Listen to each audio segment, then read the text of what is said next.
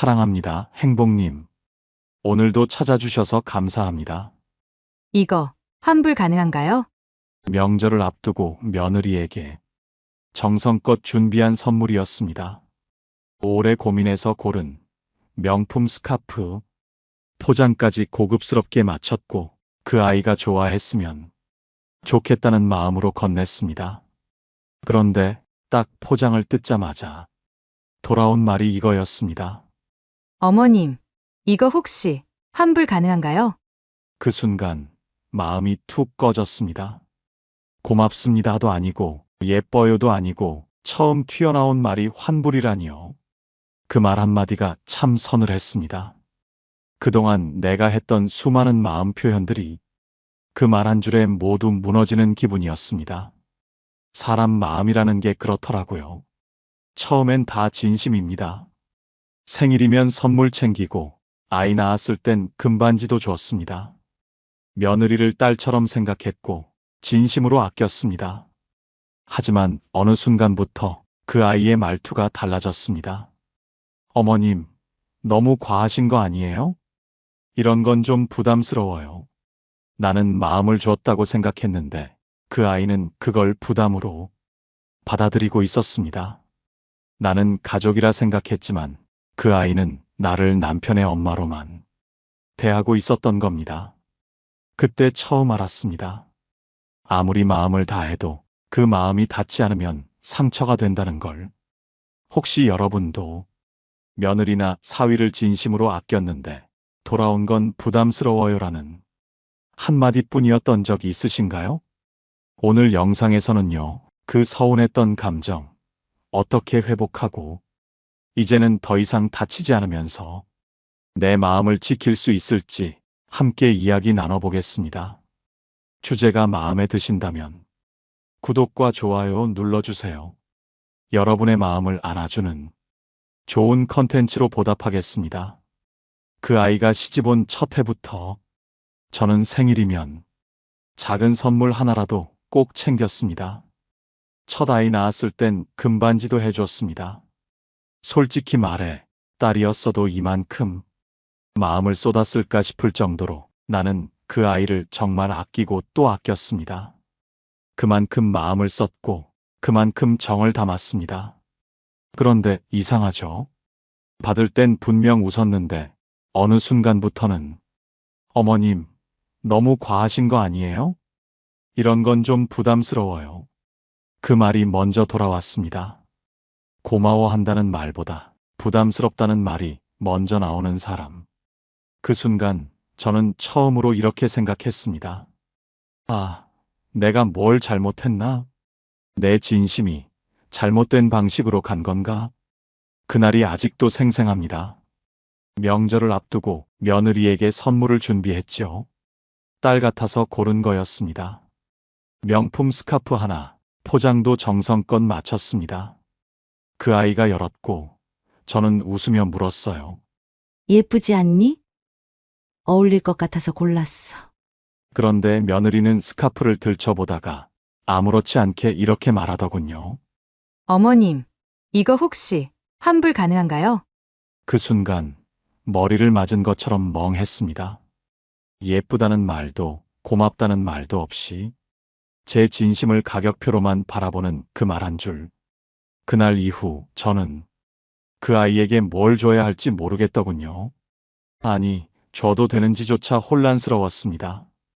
그 아이는 내 마음보다 실용성을 받고 나는 그 아이의 반응에서 관계의 온도차를 느꼈습니다. 그 아이는 고맙습니다 보다 부담스러워요라는 말을 더 자주 했습니다. 그때는 몰랐어요. 그 말이 단순한 반응이 아니라 우리 관계에 선을 긋는 방식이었다는 걸요. 나는 정을 주고 있었고 그 아이는 거리를 원하고 있었던 겁니다. 나는 마음을 전하고 있었고 그 아이는 그 마음을 책임처럼 느끼고 있었던 거죠. 서로가 같은 말을 하고 있다고 착각했지만 우리는 애초에 다른 언어로 말하고 있었던 겁니다. 그 착각이 쌓였고 기대는 실망이 되었고 결국 그날 환불 가능한가요? 라는 말이 내 모든 마음을 무너뜨리고 말았습니다. 우리 며느리는 다를 거야. 이 아이랑은 친구처럼 지낼 수 있을지도 몰라. 솔직히 그런 기대를 했던 것도 사실입니다. 그러니까 더 챙기고 더 표현했죠. 말로만 하지 않았습니다. 선물로, 마음으로, 행동으로. 가족이니까 가족처럼. 그런데 그 아이는 아니었나 봅니다. 내가 느낀 정은 그 아이에게는 부담이었고, 내가 쌓고 싶었던 관계는 그 아이에겐 선을 넘는 간섭처럼 느껴졌을지도 모릅니다. 나는 가족이라 믿었는데 그 아이는 나를 남편의 어머니로만 대하고 있었습니다. 그때 처음 알았습니다. 가까운 줄 알았던 사람이 사실은 마음의 거리를 두고 있었다는 걸요. 상처는 그래서 깊었습니다. 멀리 있는 사람에게는 기대하지 않으니까요. 가깝다고 착각했기 때문에 그래서 더 아팠던 겁니다. 그날 이후 저는 한참을 앉아서 생각했습니다. 내가 뭘 그렇게 잘못했나? 도대체 왜 이런 일이 반복되나? 그리고 문득 이런 생각이 들더군요. 그 아이는 내 딸이 아니구나. 나는 딸처럼 대해왔지만 그 아이는 나를 그렇게 보지 않았구나. 그제서야 조금씩 이해가 되기 시작했습니다. 내가 사랑을 줬던 방식이 그 아이에게는 부담이었겠구나. 나는 정으로 표현한 건데 그 아이는 그걸 간섭으로 받아들였던 겁니다. 그래서 결심했습니다. 더는 내 방식을 강요하지 않기로. 그 아이는 내 방식대로 사랑할 수 없는 사람이라는 걸 인정하기로. 딸 같아서란 말도 이젠 꺼내지 않기로 했습니다. 왜냐면 그 아이는 누군가의 딸이긴 해도 내 딸은 아니니까요. 이제는 마음을 전하는 대신 거리를 지키는 법을 배우기로 했습니다. 선을 긋는 건 차갑기 위해서가 아니라 서로를 다치지 않게 하기 위해서니까요. 이젠 더 이상 선물도 하지 않고 기대도 하지 않습니다. 내가 준 정을 그 아이가 고마움으로 받아주지 않는다는 걸 알았으니까요. 하지만요, 그럼에도 불구하고 꼭 한 가지는 전하고 싶었습니다. 나는 너를 좋아했다. 나는 진심이었다. 내 마음을 받을 줄 몰라서 서운했지만 그렇다고 해서 너를 미워하진 않았다. 그저 이제는 주는 걸 멈췄을 뿐입니다. 내가 표현하던 방식을 내려놓았다고 해서 그 마음까지 사라진 건 아닙니다. 다만 그 아이가 그 마음을 감당할 준비가 안 되어 있다는 걸 알았을 뿐이지요.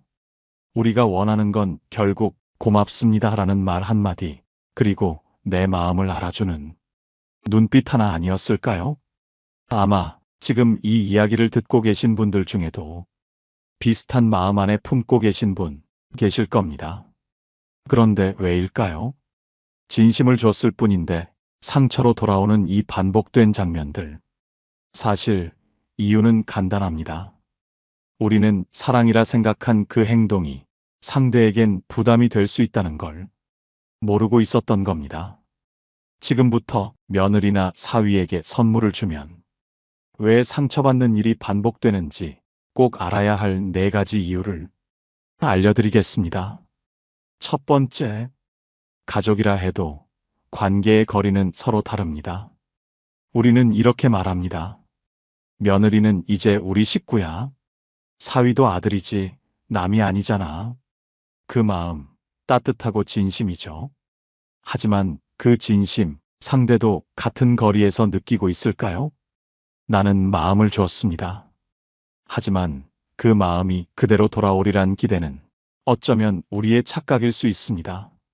미국의 문화 인류학자 에드워드 홀은 사람과 사람 사이의 심리적 거리를 연구한 인물입니다. 그는 이렇게 말했습니다.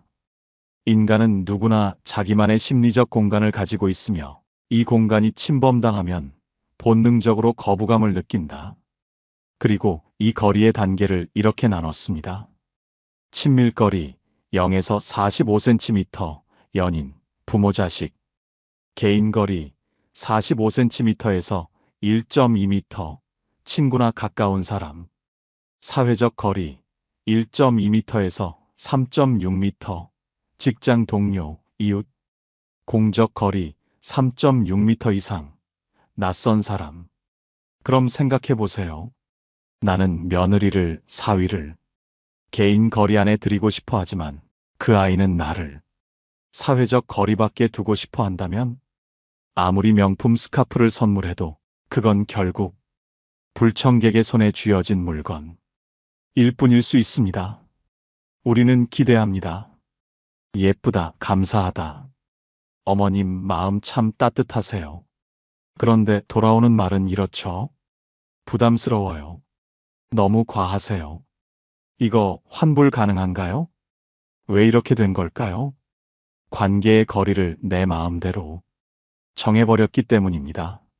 상대는 아직 선을 지키고 싶었는데 나는 그 선을 내 방식의 애정으로 훌쩍 넘어간 겁니다. 철학자 쇼펜하우어는 고슴도치 딜레마에서 이렇게 말했습니다. 두 마리의 고슴도치가 추운 날 서로에게 따뜻해지려 가까이 다가갔지만 가까울수록 서로의 가시에 찔려 고통을 느꼈다. 결국 둘은 적당한 거리를 유지한 채 살아갈 수밖에 없었다. 며느리와 시어머니, 사위와 장인장모 사이도 이와 같습니다. 너무 가까우면 아프고 너무 멀면 서운한 관계. 중요한 건 편안한 거리입니다. 결혼한 자식의 배우자는 더 이상 내가 키운 아이가 아닙니다. 그들은 이제 자기 가정을 책임지는 어른입니다. 그런데도 우리는 여전히 말합니다. 가족이니까 받아야지. 사랑해서 챙기는 건데 왜 그걸 부담스러워해? 이럴수록 진심은 충돌합니다. 그리고 그 충돌은 상처로 돌아오죠. 그래서 이 말을 꼭 전하고 싶습니다. 가깝다고 가족이 아니라 편안해야 가족이다. 며느리든 사위든 그들이 불편함을 느끼는 순간부터 진심은 부담으로 바뀝니다. 그러니 이렇게 생각해 보세요. 관계의 거리를 내 감정이 아니라 상대의 눈높이로 측정하는 것. 그 아이가 숨 쉴 수 있는 공간을 열어주는 것. 그게 바로 진짜 어른의 배려입니다. 두 번째 이유. 진심이라도 상대가 다르게 해석하면 상처가 됩니다. 며느리 생일에 작은 선물을 건넸습니다. 사위에게도 명절마다 용돈을 넣어줬습니다. 그때마다 마음속엔 이런 기대가 있었을 겁니다. 고마워하겠지. 따뜻하다고 느끼겠지. 어머님 감사합니다. 이 말 한마디면 마음이 다 풀릴 것 같았죠. 하지만 현실은 다릅니다. 어머님, 이런 거 안 주셔도 돼요. 이거 너무 비싼데요. 부담스러워요. 굳이 안 주셔도 괜찮은데요. 그 순간 마음이 휑해집니다. 고맙다는 말보다 왜 주셨냐는 뉘앙스가 더 또렷하게 들리니까요.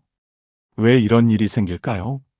심리학자 프리츠 하이더는 귀인 이론을 통해 인간의 마음을 설명했습니다. 같은 행동이라도 해석하는 사람에 따라 전혀 다른 의미가 된다는 것입니다. 내가 며느리에게 명품 스카프를 준 이유는 예쁘게 하고 다니라는 따뜻한 배려였습니다. 그런데 며느리 입장에서는 어머님이 내 스타일까지 간섭하시려나. 이거 안 하면 눈치 보일 것 같아. 나한테 뭘 바라는 거 아닐까? 이런 부담이 되어버릴 수도 있는 겁니다. 사위에게 현금을 준 이유도 마찬가지입니다. 수고가 많다, 힘내라는 응원의 표현이었지만 사위는 장인어른이 날 경제적으로 평가하나? 나는 받은 만큼 해야겠지. 이런 식의 해석으로 받아들일 수도 있습니다. 이걸 한마디로 정리하면 이렇습니다. 주는 사람은 마음을 담지만 받는 사람은 그걸 해석합니다. 그래서 아무리 순수한 진심이라도 상대가 그걸 통제, 간섭, 기대로 해석하는 순간 그 진심은 왜곡되고 상처로 되돌아옵니다. 철학자 알랭 드 보통은 이렇게 말했습니다. 사랑은 오해로 시작해 오해로 끝난다. 슬프지만 진실에 가까운 말입니다. 좋아서 준 건데 그 아이는 왜 나를 부담스러워할까? 나는 챙겨주고 싶은데 왜 그 아이는 선을 그을까? 그건 내가 주는 마음이 상대에게는 책임처럼 느껴졌기 때문입니다.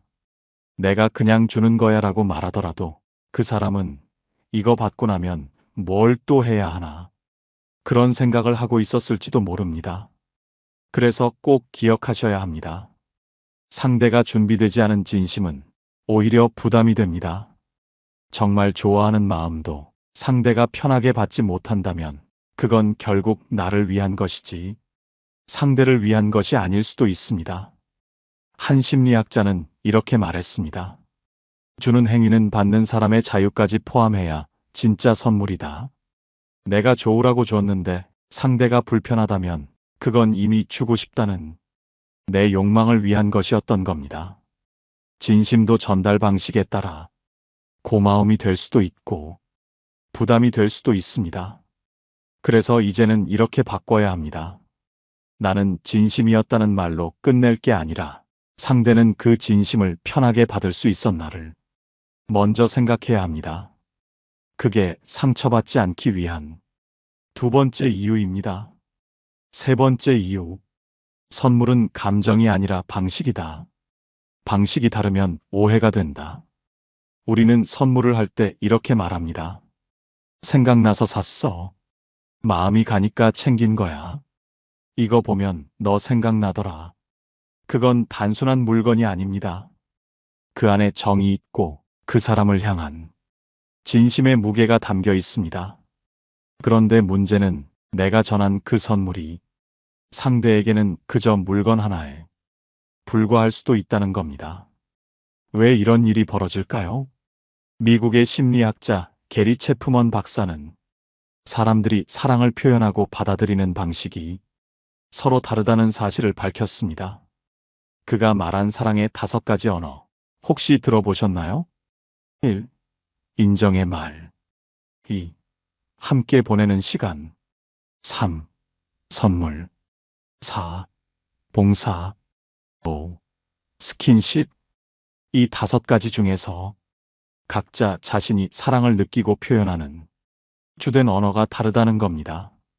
나는 선물이 사랑의 언어였을 수 있습니다. 정성을 담아 고른 명품 스카프, 예쁘게 포장하고 건네면서 기대합니다. 어머님, 어떻게 제 마음을 이렇게 잘 아셨어요? 그 한마디 듣고 싶어서였죠. 그런데 상대는 선물이 사랑의 언어가 아니면요. 그 아이는 말이나 시간을 중요하게 여기는 사람일 수 있습니다.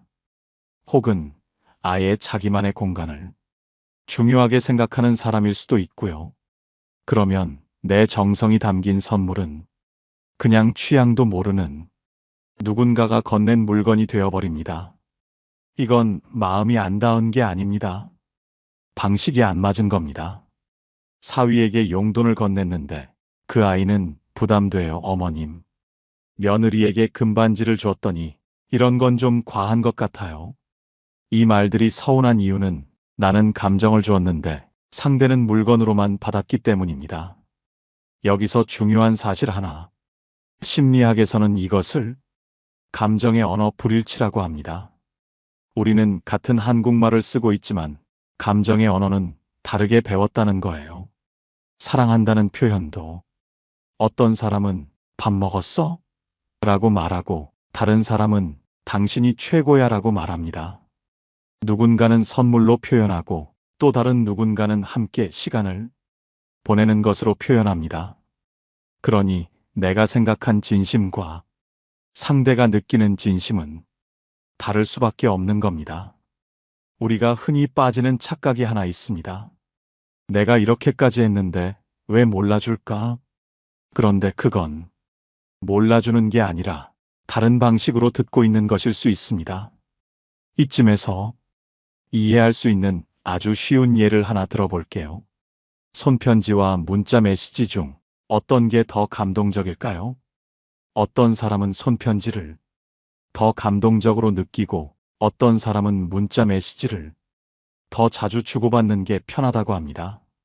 그 차이처럼 선물도 누군가에게는 감동이고 누군가에게는 어쩌면 불편한 책임이 될 수 있습니다.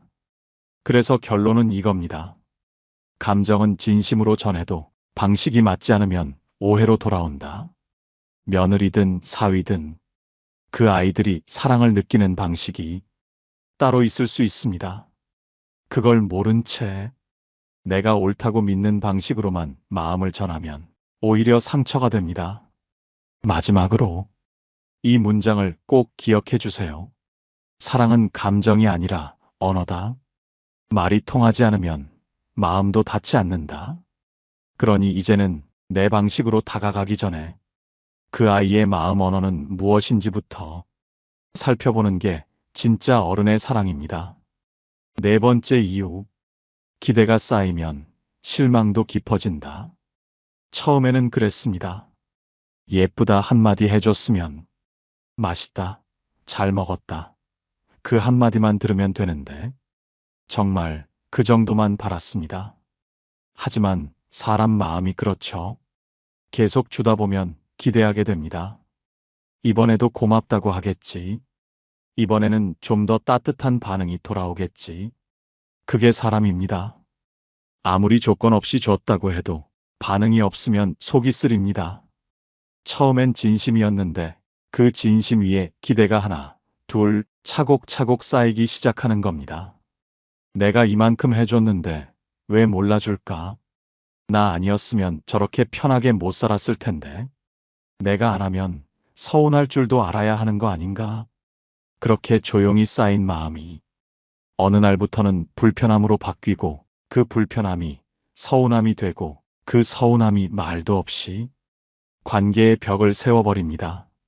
심리학자 브레네 브라운은 이렇게 말했습니다. 기대는 말하지 않는 계약이다. 하지만 그 계약이 깨지면 사람은 조용히 마음의 문을 닫는다. 맞습니다. 며느리에게 생일 선물 줬을 때 고맙습니다 한마디 듣고 싶었던 거고, 사위에게 용돈 넣어줄 땐 장모님 덕분입니다. 그 진심 어린 말이 듣고 싶었던 겁니다. 근데요, 그 말을 듣지 못했을 때부터 우리는 스스로 묻기 시작합니다. 나만 주고 있는 거야? 이제 그만해야 하는 거 아닐까? 그리고 그 순간부터 며느리의 말투 하나, 사위의 표정 하나 다 신경 쓰이기 시작합니다. 이건 너무 과하신 거 아니에요? 굳이 안 하셔도 되는데. 그냥 흘려들었던 말들이 이젠 가시처럼 박혀옵니다. 왜냐고요? 기대가 쌓였기 때문입니다. 여기서 중요한 심리 개념 하나, 심리학에서는 이걸 기대 불일치 효과라고 부릅니다. 기대가 클수록 반응이 작을 때 실망은 배가 되는 현상이죠.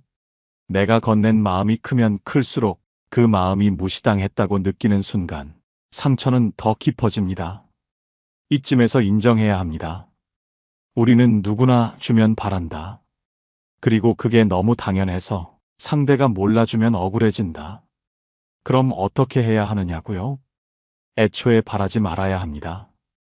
이만큼 했으니 너도 뭔가 해라. 이 마음이 드는 순간부터 그 관계는 교환이 되고 거래가 됩니다. 그 마음이 싫은 게 아닙니다. 다만 관계는 마음을 강요하는 순간부터 무너집니다. 프랑스 철학자 몽테뉴는 이렇게 말했습니다. 호의는 마음에서 시작되어야 하고 조건 없이 끝나야 한다. 호의에 조건이 붙는 순간 그건 사랑이 아니라 계약입니다. 그건 배려가 아니라 계산입니다. 결국 중요한 건 이겁니다. 내가 선택한 마음은 상대의 반응과 무관하게 내 안에서 끝나야 상처받지 않는다. 오늘의 결론, 기대하지 않으면 상처받지 않습니다. 그러니 이제는 주되 바라지 마세요. 그게 스스로를 지키는 최고의 방법입니다. 그렇다면 이제 우리는 어떻게 해야 할까요? 며느리든 사위든 진심을 주었는데 오히려 상처로 돌아왔던 그 관계를 억지로 되돌리려 하지 않으면서도 내 마음을 후회 없이 지켜낼 수 있는 방법. 지금 바로 그 해답을 딱 두 가지로 정리해 드리겠습니다. 첫 번째, 관계의 목표를 친해지는 것이 아니라 서로 존중하는 것으로 바꾸세요. 많은 분들이 이렇게 말씀하십니다. 나는 며느리랑 친구처럼 지내고 싶었어요. 사위랑도 막걸리 한 잔 기울일 수 있는 사이가 되면 좋겠더라고요. 그 마음 너무 따뜻하고 아름답습니다. 하지만 꼭 그렇게 친해져야만 좋은 관계일까요? 가만히 생각해보면 우리가 누구와도 다 친해질 수 있는 건 아니듯이 며느리, 사위와도 편안한 거리만 잘 유지해도 충분히 괜찮은 관계가 될 수 있습니다. 여기서 중요한 건 바로 이겁니다. 좋은 관계와 가까운 관계는 다릅니다. 예를 들어 이웃집과 매일 밥을 먹지는 않지만 문 앞에서 안녕하세요 하고 인사하며 서로 존중하는 사이잖아요. 며느리, 사위와의 관계도 그럴 수 있습니다.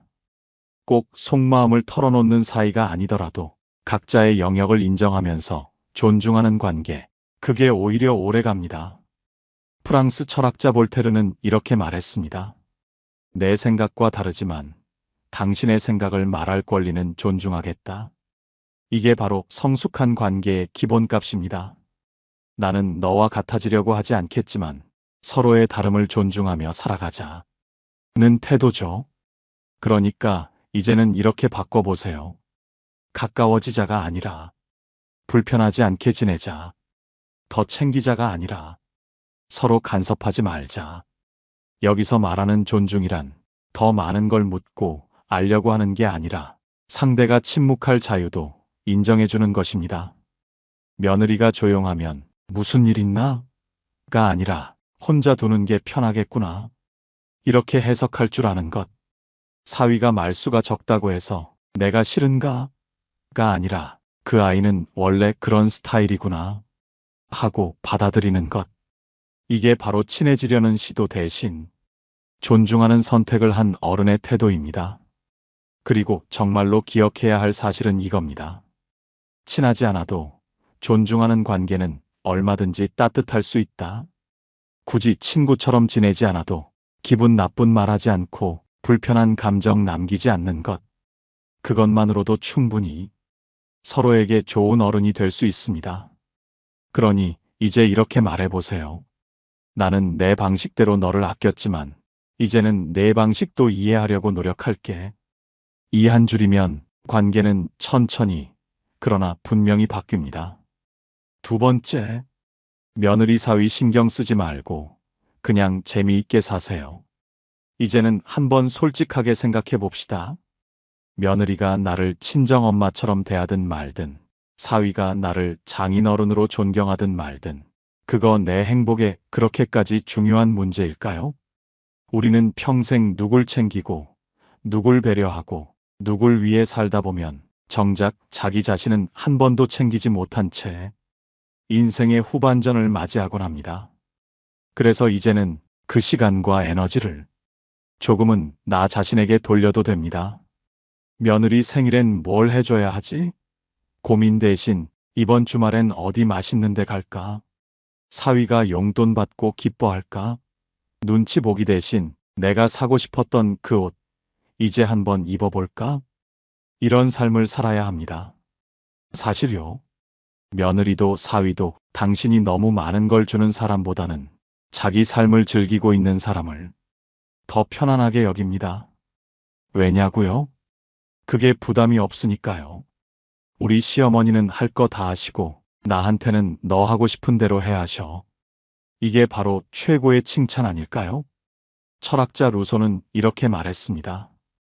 행복은 비교에서 오지 않는다. 자기 삶에 몰두할 때 비로소 찾아온다. 지금부터는 며느리, 사위 눈치 보느라 마음 졸이고 서운함 삼키는 인생 말고요.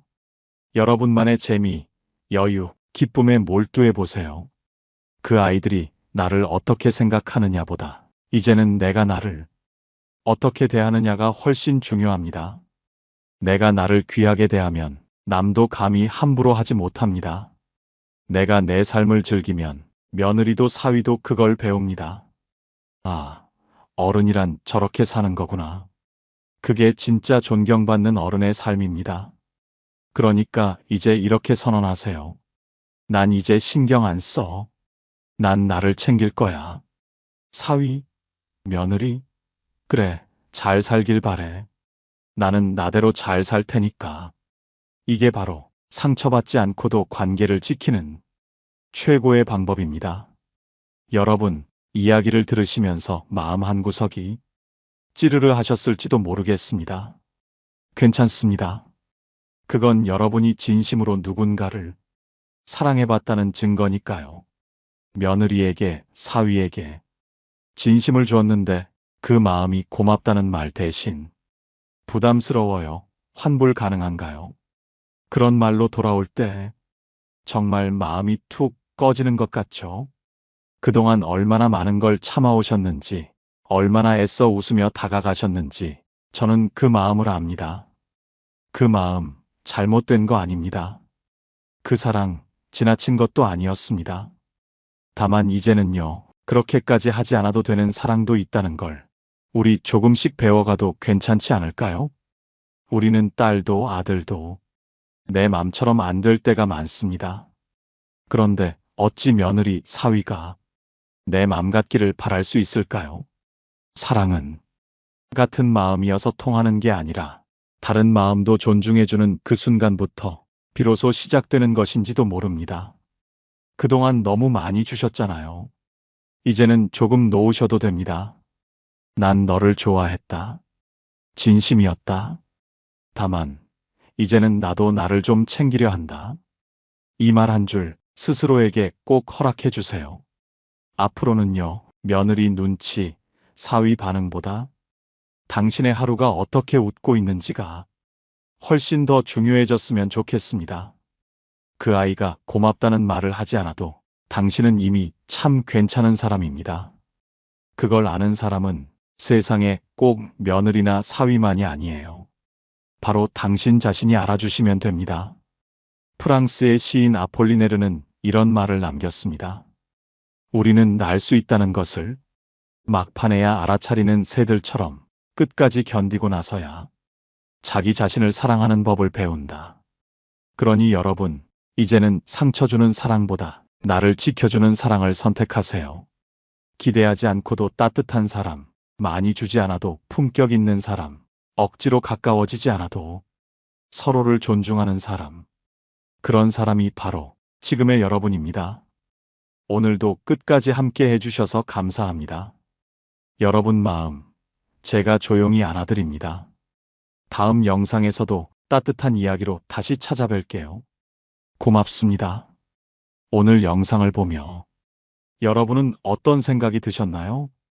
여러분의 경험과 생각을 댓글로 나눠주세요. 여러분의 이야기가 누군가에게 큰 위로와 깨달음이 될 것입니다. 오늘 영상이 도움이 되셨다면 소중한 분들께 공유해 주시고 구독과 좋아요로 저를 응원해 주세요. 여러분과의 소중한 연결이 저에게 큰 힘이 됩니다. 오늘도 여러분의 행복을 빕니다. 이상으로 행복 주문서였습니다.